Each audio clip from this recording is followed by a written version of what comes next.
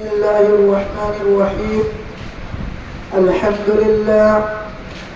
لله رب العالمين، والصلاة والسلام على محمد خير الأنام وعلى آله أصحابه الكرام إلى يوم القيامة.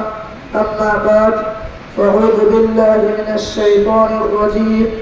بسم الله الرحمن الرحيم. ولا تلقوا بأيديكم إلى التهلكة.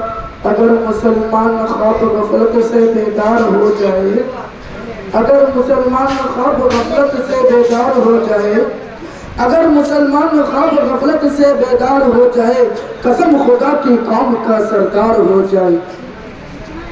بزرگان محترم و عزیزان ملت، آج ہمارے معاشرے میں جو چیزیں پھل رہی ہیں وہ ہے گانا سننا۔ آج مسلمانوں میں اس کا مرد بڑھتا ہی جا رہا ہے۔ آج ہر گھر ٹی وی سے بھرا ہوا ہے، کوئی گھر ٹی وی سے خالی نہیں، ہر گھر ٹی وی سے بھرا ہوا ہے۔ خدا نے کہا، اللہ کے رسول صلی اللہ علیہ وسلم ہمیں یہ حکم سنا رہے ہیں کہ مجھے میرے رب نے آلات غنا کو مٹانے اور توڑنے پھوڑنے کا حکم دیا ہے۔ امرنی ربی اجقل غنا۔ آج ہماری تباہی کا بڑا راز اسی میں مجمل ہے کہ غیر جانتے ہیں کہ مسلمانوں کو اسلام سے خارج تو نہیں کر سکتے، مگر ان کو اس طرح کر دیا جائے کہ وہ اسلام پر چلنے والا نہ رہے۔ اس لیے وہ آلات لعب کو خاص کر مسلمانوں میں زیادہ تر پھیلانے کی کوشش کرتا ہے تاکہ وہ عیش و عشرت میں پڑھ کر اسلام کی طرف راضی نہ ہو۔ اسلام نے گانا بجانا اور سنانا سب حرام کرا دیا ہے، مسلمانوں کے لیے اس میں تباہی ہے، مگر مسلمان آج غیر کی تہذیب کے پیچھے چلا جا رہا ہے اور اپنے کو ہلاکت کی طرف ڈالتا ہے۔ قرآن کہتا ہے وَلَا تُلْقُوا بِأَيْدِيكُمْ إِلَى التَّهْلُكَةِ۔ اسلام کے پروانوں، پہلے ریڈیو تھا، لوگ اس سے سنا کرتے تھے، آج اس سے بڑھ کر ٹی وی VCR آ گئے ہیں جو معاشرے کی تباہی میں بڑا اثر رکھتا ہے۔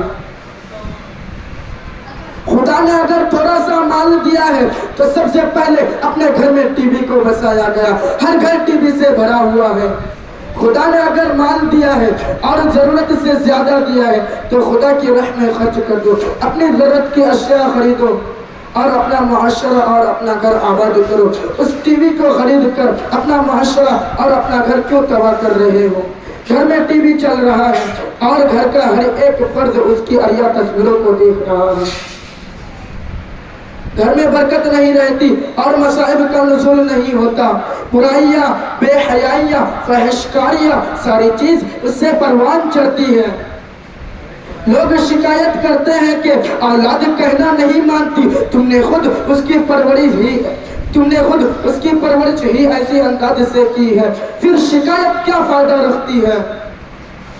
یہیں سے اسلام کی طرف پھیرو اور دنیا کی باتیں بتاؤ تو وہ کیوں نہیں تمہاری فرما برداری کرے۔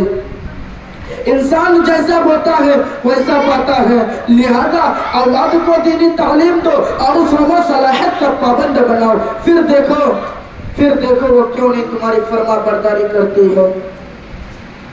اور معاشرے کی برائیوں کو انگیز کر لینا یہ قومی گناہ ہے، اس کی سزا بھگتنی پڑے گی۔ فطرت افراد سے اغماض تو کر لیتی ہے، کبھی کرتی نہیں قوموں کے گناہوں کو معاف۔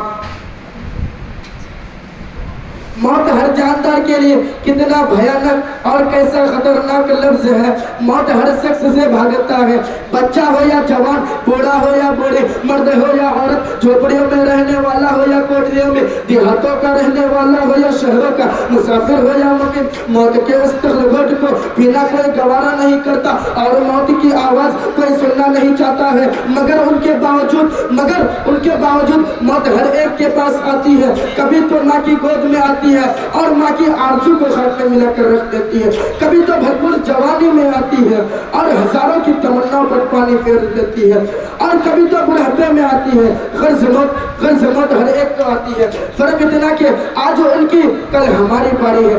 اسی کو اللہ رب العزت نے قرآن کریم میں اس طرح بیان فرمایا ہے، قل ان الموت الذی تفرون منہ فانہ ملاقیکم۔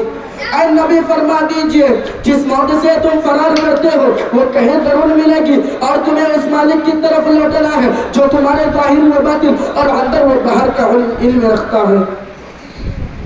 تو کل قیامت کے دن جس میں اولین آخرین جمع ہوں گے اور نفسی نفسی کا عالم ہوگا، تمہارے اعمال سے تنبیہ کرے گا۔ اگر تم نے خدا اور اس کے رسول کے اطاعت فرما برداری میں زندگی گزارے اور فرما برداری میں زندگی گزارے تو تمہارے دائیں ہاتھ پر فرما برداری میں زندگی گزارے تو پھر نامہ اعمال تمہارے دائیں ہاتھ پر دیا جائے گا اور فرشتوں سے کہا جائے گا اسے جنت میں داخل کر دو اور یہ پیغام سنا دو کہ اب کبھی بھی تمہیں موت نہیں آئے گی۔ اور اگر تم نے خدا اور اس کے رسول کے قانون کو توڑ کر مخلوق خدا کو تکلیف دینے میں زندگی گزاری اور تم نے حلال کو حلال اور حرام کو حرام نہیں سمجھا تھا، رشوت اور سود سے تم نے اپنے جیب کو بھرا تھا، یتیم اور بیوہ کی دولت پر تم نے ڈاکہ جاری کی تھی، تو کل قیامت کے دن ناکامی کا جھنڈا پیچھے کی طرف سے بائیں ہاتھ پہ پکڑایا جائے گا اور فرشتوں سے کہا جائے گا اس کمبخت کو لے جاؤ جہنم میں ان کا منہ ڈال دو۔ میرے دوستو، دنیا میں انسان دولت کمانے اور حاصل کرنے کی بڑی کوشش کرتا ہے، رات میں جاگ کر دن میں تھک ہار کر اور خون پسینہ ایک کر جمع کرتا ہے، لیکن جب انسان کو موت آتی ہے اور اس کی روح پرواز کر جاتی ہے تو لوگ اس کی ساری دولت لے لیتی ہے۔ اگر اس کے بدن پر کوئی زیور ہوتا ہے خواہ وہ معمولی ہی کیوں نہ ہو اسے بھی اتار لیتے ہیں، اسے اپنے کفن کے سوائے کفن کے کچھ حاصل نہیں ہوتا، کوئی چیز اس کے ساتھ نہیں جاتی، ساری چیز یہی پڑی رہ جاتی ہے۔ لوگ نہلا دھلا کر کفن پہنا کر قبرستان کی طرف چل دیتے ہیں اور قبر میں دفنا کر سارے لوگ واپس چلے آتے ہیں۔ آج دنیا کی کوئی چیز اس کے ساتھ نہیں ہے۔ وآخر دعوانا الحمد للہ رب العالمین۔